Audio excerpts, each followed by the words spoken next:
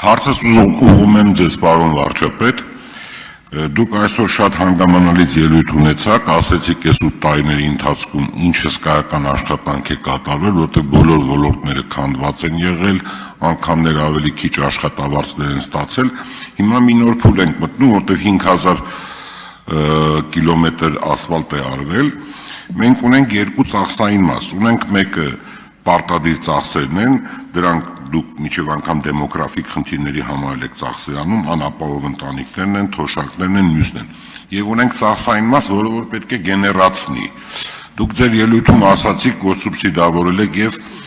IT ոլորտներին եւ մնացած գյուղատնտեսական եւ մնացած այլ արդյունաբերական ձեռնարկությունների, որոնք որ սկսել են արդեն գեներացնել։ Նախ կուզեմ ասեք դուք 6 ամիս հետո, այսօր այս տարվա կեսից հետո ինչ կարգի ոլորտներ եք նախատեսում եւս գեներացնելու, որպեսզի մենք պատկերացնենք, մենք ապագա 2-3 տարում ինչ կարգի տնտեսություն ենք ունենալու։ Օրինակ վերցնենք արևային պանելները, եթե մենք կուտակիչներ սկսենք օգնել քաղաքացիներին, որտեղ 1200 մեգավատի չափ մենք արևային էլեկտրաէներգիա ունենք, որը որ բալանսավորված չենք կարողանում օգտագործել։ Մյուսը ջրամբարներն են, որոնք որ եթե պետությունը աջակցում է, մենք 2-3 տարի հետո սկսելու ենք արդեն բերք ունենալ։ Կուզենամ այն, որը որ բերելու է Հայաստանին մի ուրիշ հարթակի, կուզենամ դրանց մասին որոշակի տեղեկություն հայտնեք։ Շնորհակալություն։ Արդյունք պատասխանի Հայաստանի Հանրապետության վարչապետը, համեցեք պարոն վարչապետ։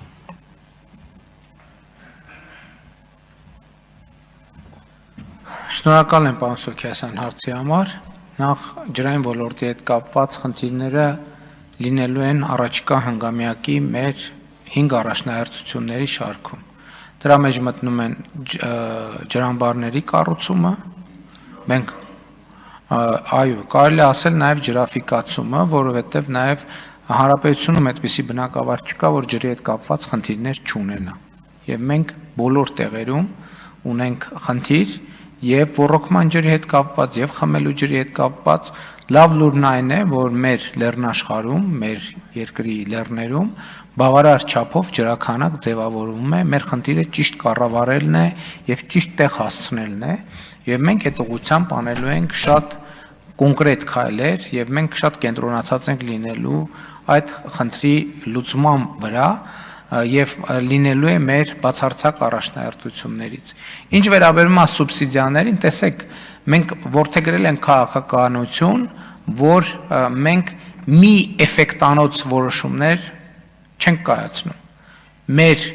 կայացրած որոշումները պետք է լինեն առնվազն 2 եւ ավելի էֆեկտով։ Հիմա նույն թոշակների բարձրացումը մենք զուգորդում ենք անկանխիկ առևտրի ծավալների մեծացման եւ անկանխիկ առևտրիչ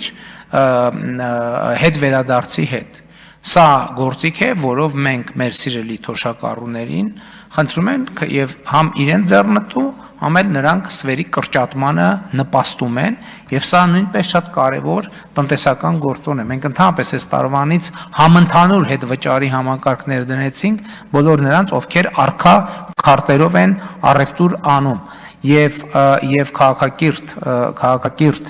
առևտուրը եւ դրամաշրջանառությունը ցանկացած երկրում դրամաշրջանառության կարևոր պայման է։ Ես ուզում եմ հիշեցնել, որ երբ որ մի շատ կարևոր առևտրային ցանց մուտք էր գործել Հայաստանի Հանրապետություն, հեղափոխության ժամանակ այդ ցանցը փակվելու եզրին էր, որովհետեւ ինքը իր ստանդարտներին համապատասխան առևտուրը անում էր լրիվ քաղաքակիրթ ձևով, իսկ բոլոր մրցակիցները ստվերում էին։ Հեղափոխությունից հետո մենք եկանք, հիմա տեսեք հանրապետությունում այդ ցանցը քանի տեղ ունի բացված նոր խանութներ։ Այսինքն սրանք էլ էֆեկտներ են, որոնց մասին,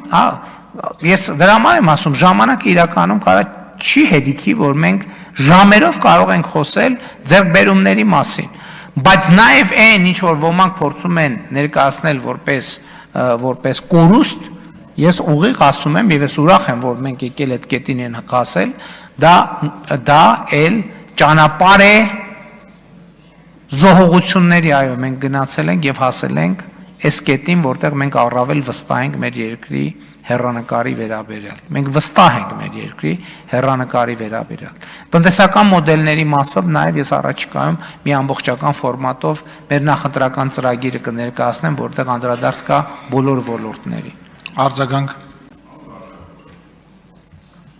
Պարոն վարչապետ, օրինակ վերցնենք բժշկական ապահովագրությունը, այդքան մեծ գումար է գնում բժշկական ձեռնարկություններին։ Այդ նշանակում է մենք ապագա 3 տարվա մեջ աշխարհի լավագույն բժշկական սարքավորումներով հագեցած երկիր ենք լինելու, շատ ահռելի գումար է ծախսում։ Եթե ջրամբարներ կառուցվելու,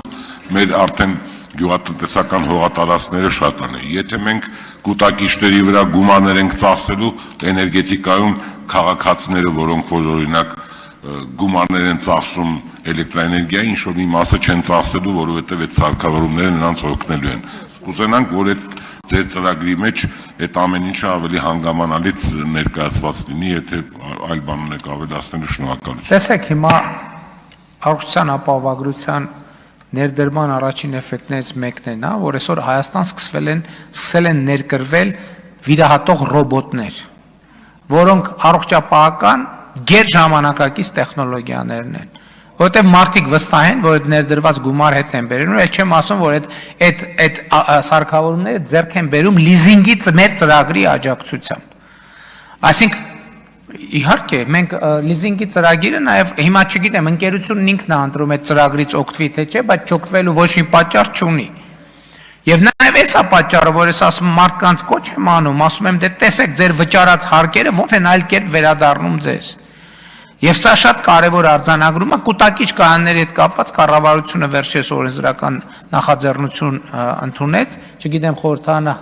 հասցրեց քննարկել թե չէ, բայց այո, մենք այդ ուղղությամբ լուրջ փոփոխություններ ենք նախատեսում եւ այսօր իմիջայլոց տեղի ունենում առողջապահության ինդուստրիալիզացիա, գյուղատնտեսության ինդուստրիալիզացիա, սա նշանակում է, որ մեր երկիրը զարգացման նոր մակարդակ է շեմ դրել եւ մենք պետքա օգնենք, որպեսզի մասնավոր հատվածը ավելի վստահ այդ ճանապարհով գա։